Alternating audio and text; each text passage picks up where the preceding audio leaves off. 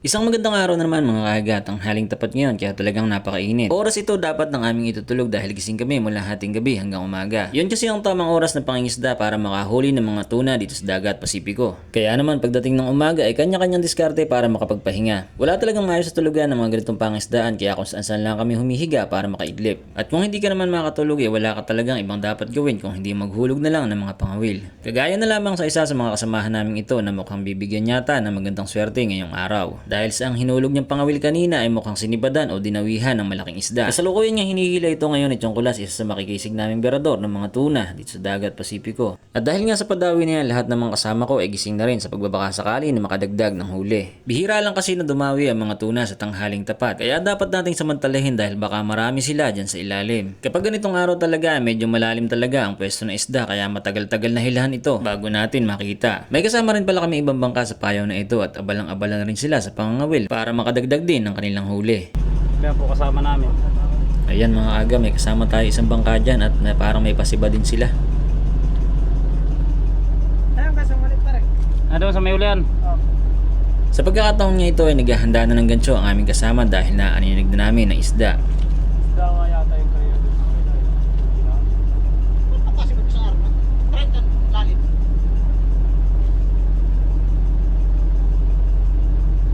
Ayun ang 30 ang lalim.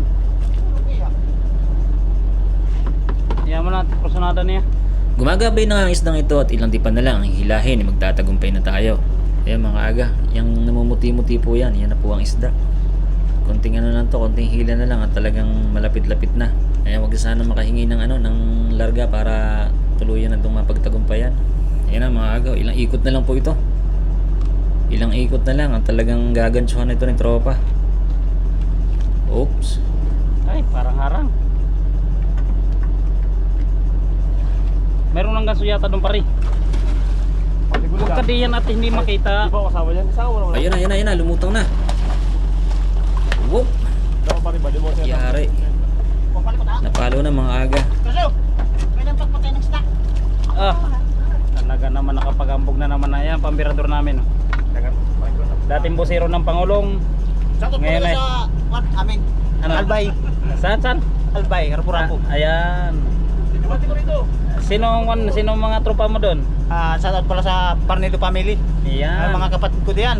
Sa Rapu-Rapu at saka Karkaran. Ayan. Shoutout sa inyo. Kumusta kayo diyan? Nandito ako sa Pacific Ocean. Ayan. Diyan lang guys. Thank you na marami. Tapos nga 3 minutong pakipagilhan ay naakyat na rin ng matagumpay ang isdang ito. Kaya nagpapasalamat po kami sa panibagong biyaya na sana ay madagdagan pa po ito mamaya. Sa parting ito nga ay napakasaya na aking mga kasama kaya nagpapasalamat din po ako sa inyong walang sawang suporta.